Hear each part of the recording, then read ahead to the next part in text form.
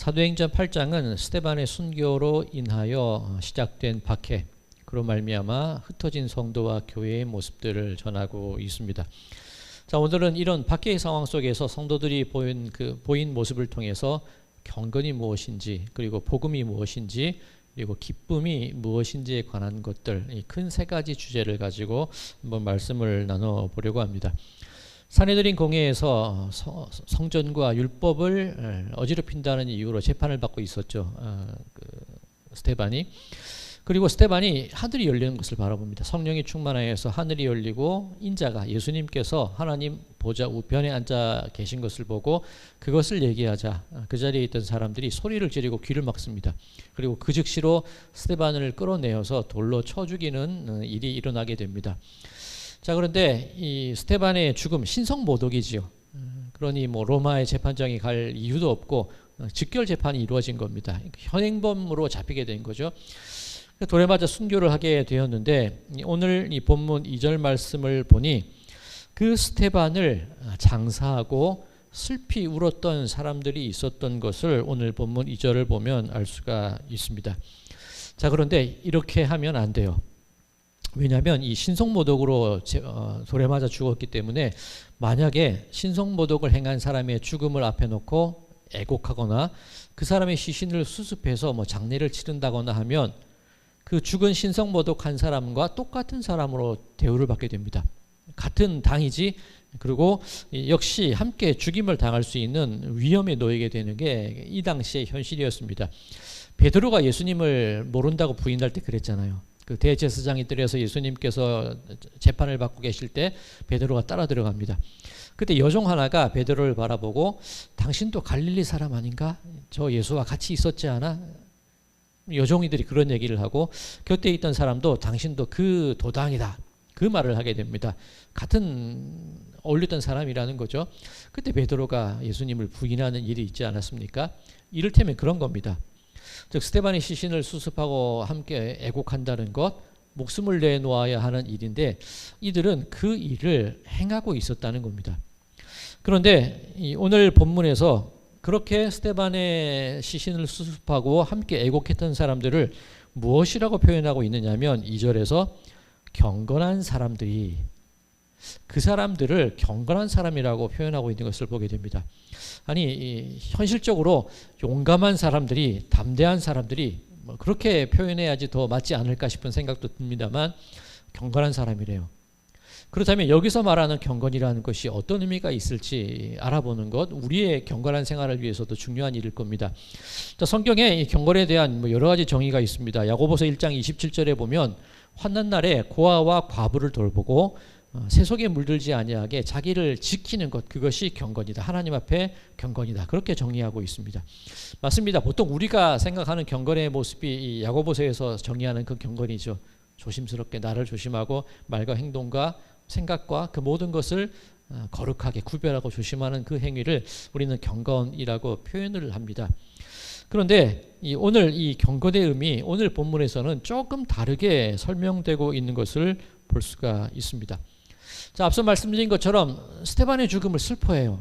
그것을 공개적으로 하고 있단 말입니다. 장례를 했다는 것, 숨어서 할 수 있는 일도 아니고 시신을 수습하고 운반하고 장례하는 모든 과정들 그대로 외부에 노출될 수밖에 없고 많은 사람들이 볼 수밖에 없는 일이라는 거죠. 그러면 이 사람들이 하고 있는 이 일, 두렵지 않다는 거예요. 내가 이 일을 통해서 죽어도 두렵지 않다는 겁니다. 조금 바꾸어 생각을 하면 스데반이 했던 일, 성전과 율법, 즉 교회와 하나님의 사람으로 세워지는 것이 무엇인지를 우리가 똑바로 알릴 수만 있다면 우리는 스데반이 걸었던 길을 걸어가도 괜찮다는 거예요.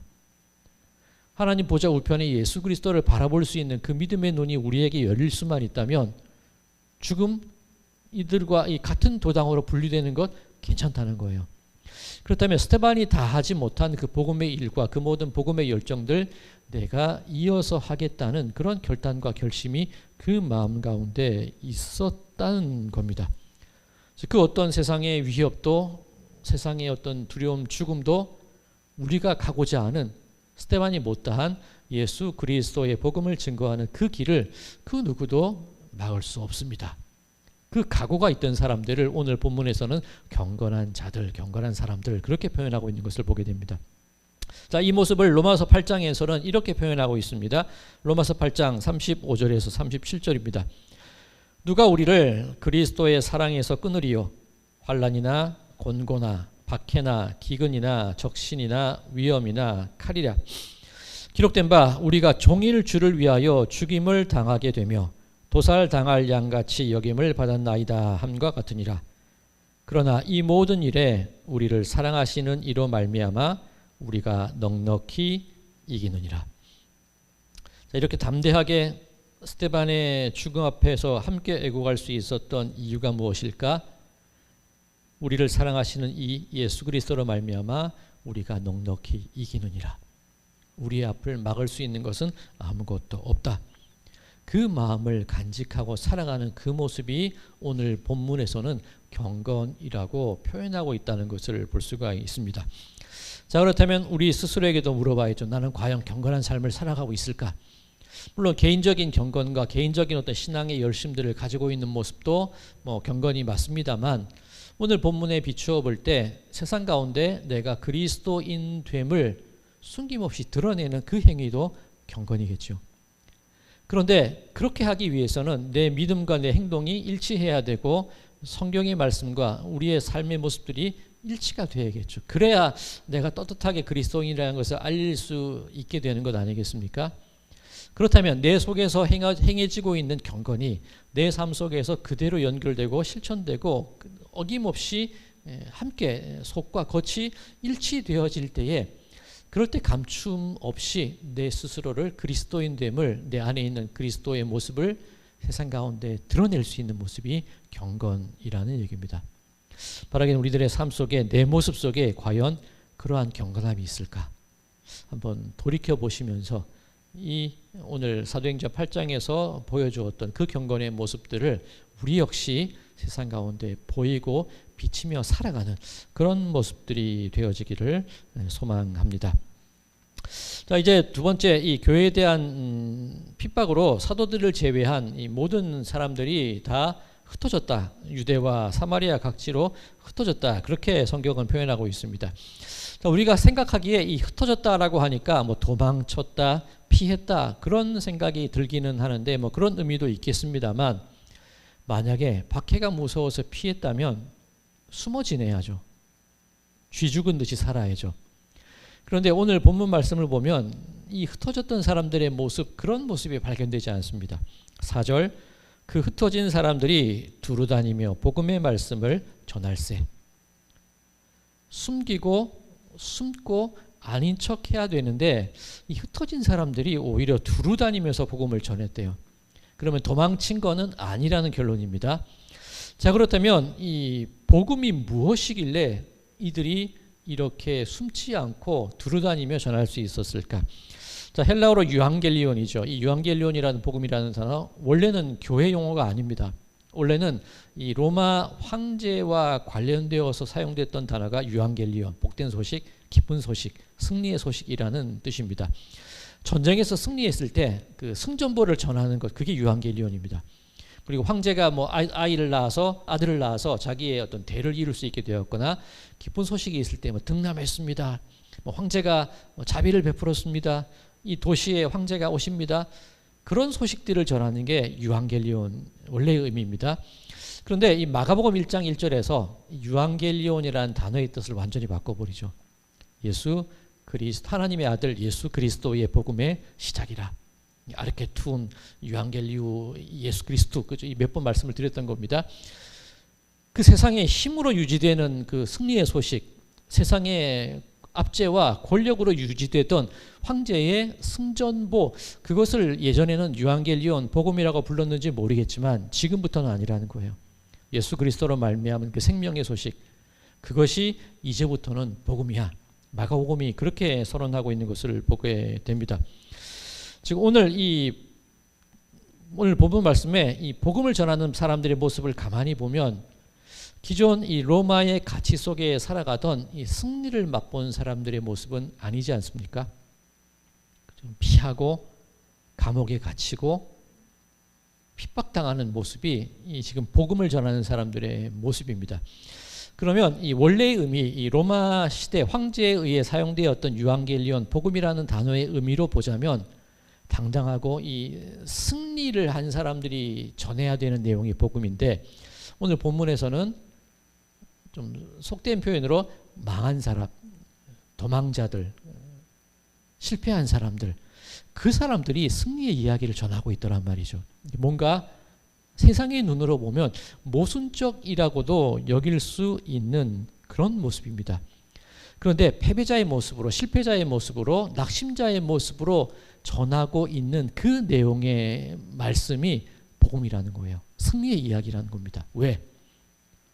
전하는 내가 중요한 게 아니라 내가 전하고 있는 그 복음에 담긴 그 생명, 그 가치가 있기 때문에 우리는 나 때문에 승리자가 되는 게 아니라 예수 그리스도의 말씀 때문에 우리가 승리자가 될 수 있다는 겁니다.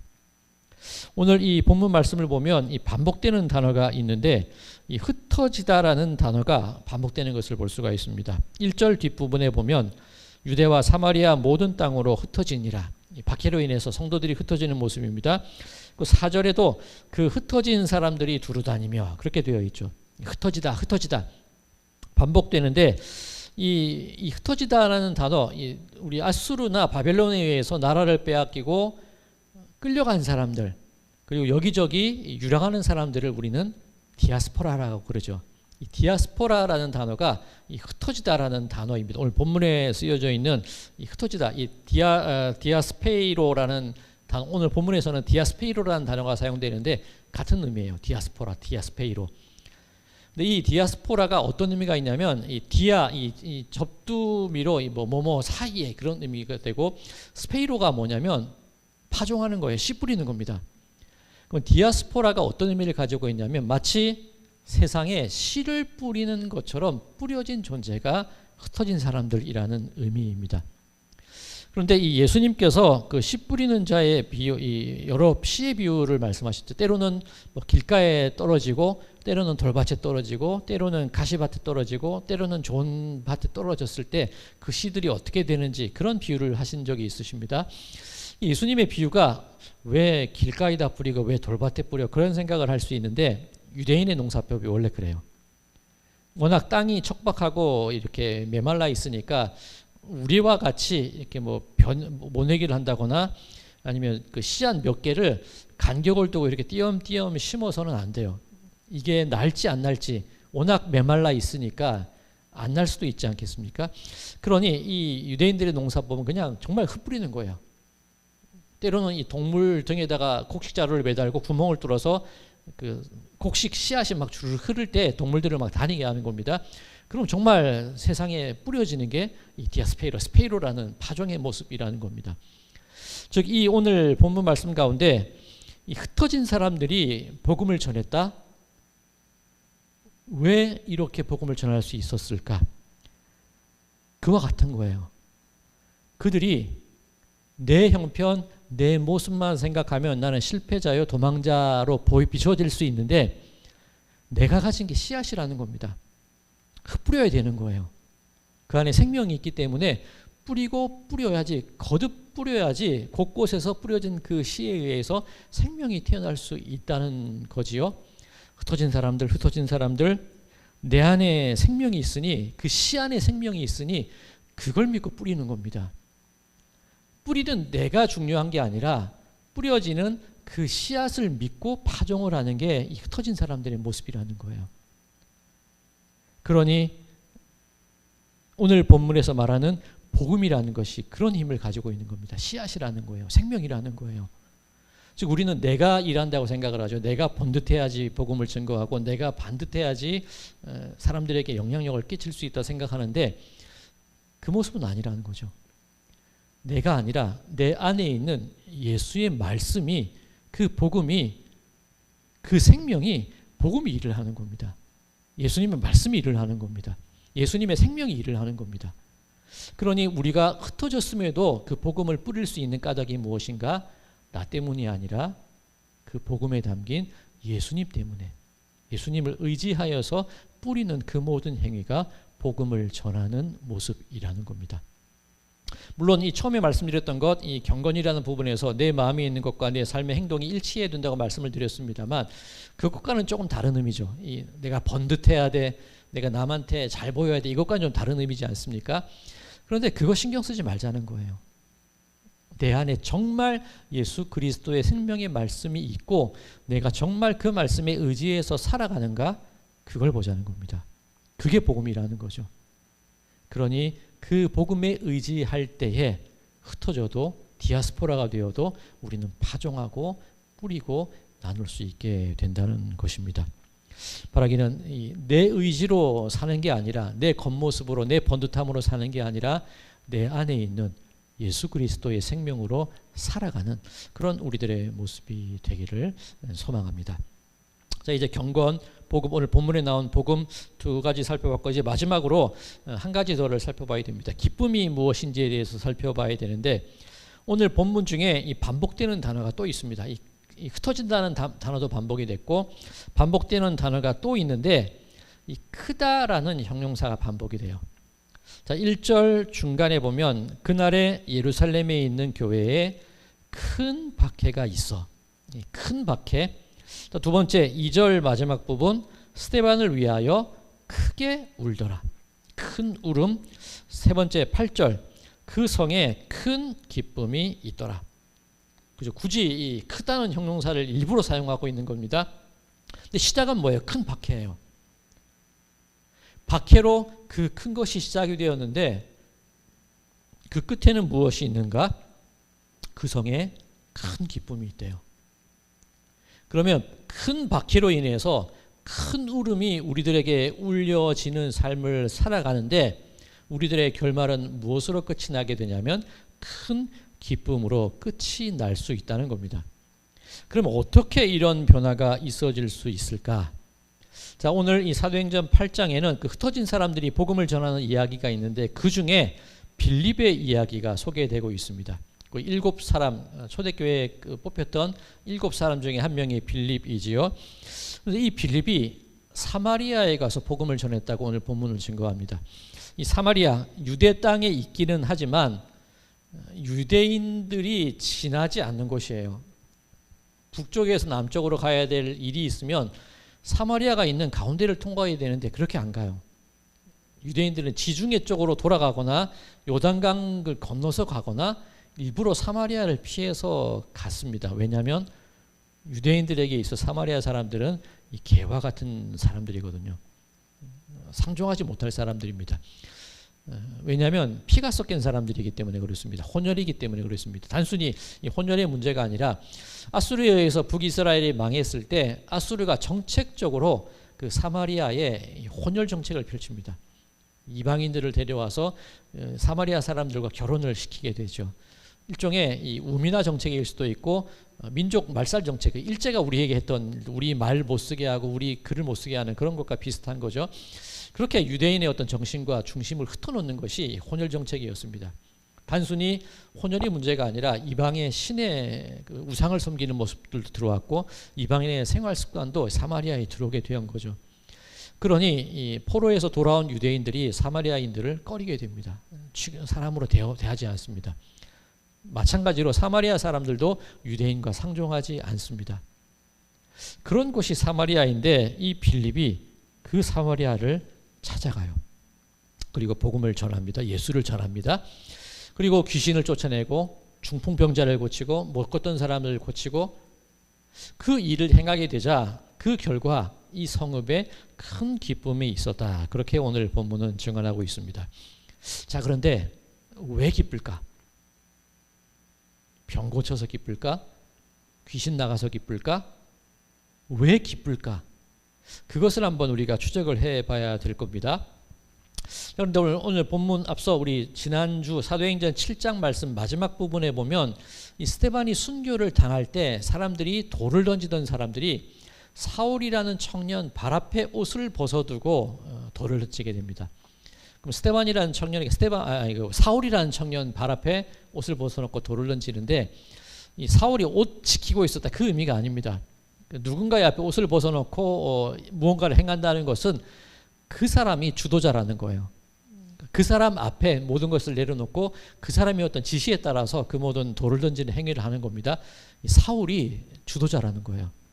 그러니 오늘 본문 1절에서 말하기를 그가 스데반이 죽임 당함을 당연하게 여겼다. 그렇게 본문이 증언하고 있고, 또 사울이 이 교회를 박해하고 교회를 잔멸하려 할세, 3절에 사울이 교회를 잔멸하려 할세, 그렇게 표현이 되어 있습니다.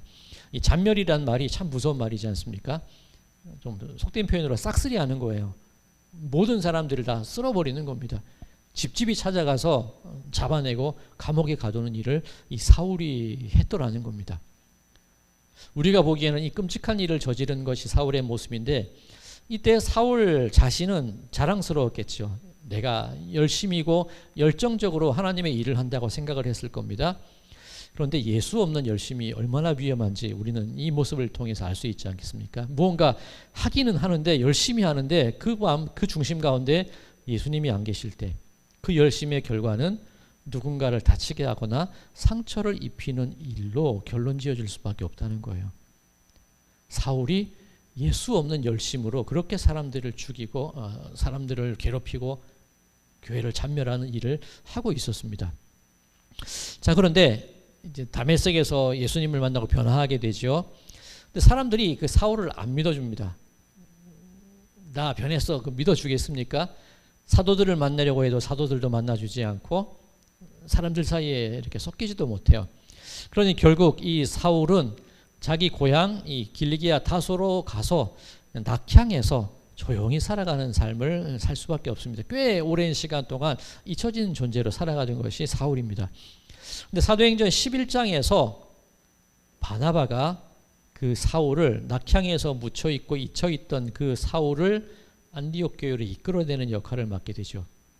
자, 그런데 그 사울이 다시 교회의 역사 속으로 등장하는 그 부분을 설명할 때에 참 뭐라 그럴까요? 이 사도행전을 기록한 누가가 사도행전을 기록했는데, 이 누가라는 사람 좀 사울의 흑 역사를 그대로 서술을 해요. 자, 사도행전 11장 19절에서 20절 제가 읽겠습니다. 이 사울이 다시 기독교의 역사의 전면으로 등장하는 그 부분의 시작의 이야기입니다. 사도행전 11장 19절에서 20절. 그때에 스데반의 일로 일어난 환란으로 말미암아 흩어진 자들이 베니게와 구브로와 안디옥까지 이르러 유대인에게만 말씀을 전하는데, 그 중에 구브로와 구레네 몇 사람이 안디옥에 이르러 헬라인에게도 말하여 주 예수를 전파하니. 이제 비로소 이방 지역 이방인들에게 복음이 전해지고 교회가 세워지는 이야기가 나옵니다. 그리고 그 일꾼이 필요해서 바나바가 파송이 되고 바나바가 함께 일하기 위해서 사울을 데려오는 그 이야기가 쭉 전개가 되는 겁니다. 그러면 그 시작점을 얘기할 때 굳이 이 스데반의 일로 일어난 환란으로 이 얘기를 또 꺼낼 필요가 있었을까? 이미 오랜 시간이 지난 뒤입니다. 사울도 이제 그 마음이 변해졌고 시간도 이미 지났습니다. 그리고 교회에 덕스러운 이야기만 해야 되는데, 이 누가는 굳이 스데반의 박해의 일을 떠올리게 한다는 거예요. 사울이 주도했고 사울이 교회를 잔멸시켰던 그 일을 일부러 떠올리게 하는 게 누가의 기록이라는 겁니다. 자, 만약에 우리 식으로 얘기하자면 1992년 10월 28일 기억나십니까? 다미선교회 휴거가 있다 그래서 모든 사람들이 이단에 빠져서 정말 사회적인 이슈가 됐던 적이 있습니다. 만약에 제가 그 다미선교회에 쫓아가던 사람이었다고 하겠습니다. 지금 목회 잘하고 있는데 저를 소개할 때 그때 다미선교회에 계셨던 이영규 목사님 그렇게 소개하지는 않을 거 아닙니까? 저는 다미선교회 안 갔습니다. 그날 그 감리교 총회가 금남교회에서 있었기 때문에 금남교회 앞에 있었습니다. 예를 들면 그렇다는 겁니다. 굳이 안 해도 되는 말을 이 누가는 일부러 하고 있다는 거예요. 이 누가가 사울이랑 바울이랑 친합니다.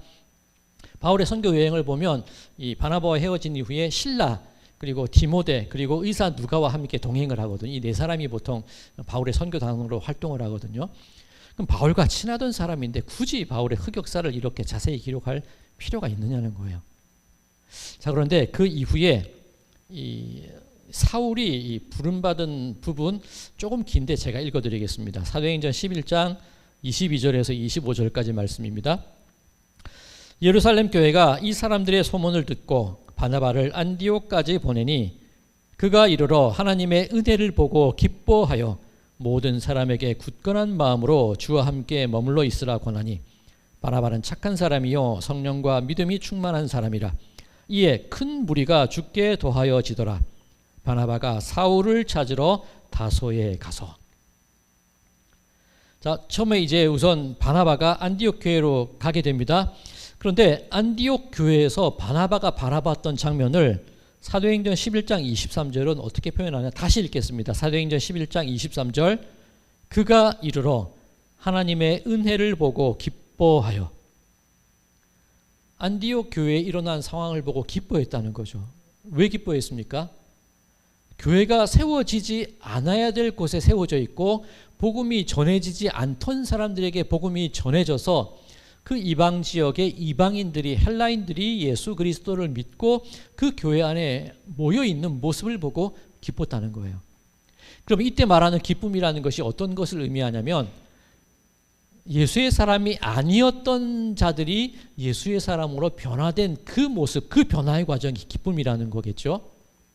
그러면 앞서 이 빌립이 사마리아 성에 가서 복음을 전했는데 이 사람들 기뻐했다. 왜 기쁘냐는 겁니다. 병 나아서 기쁠까?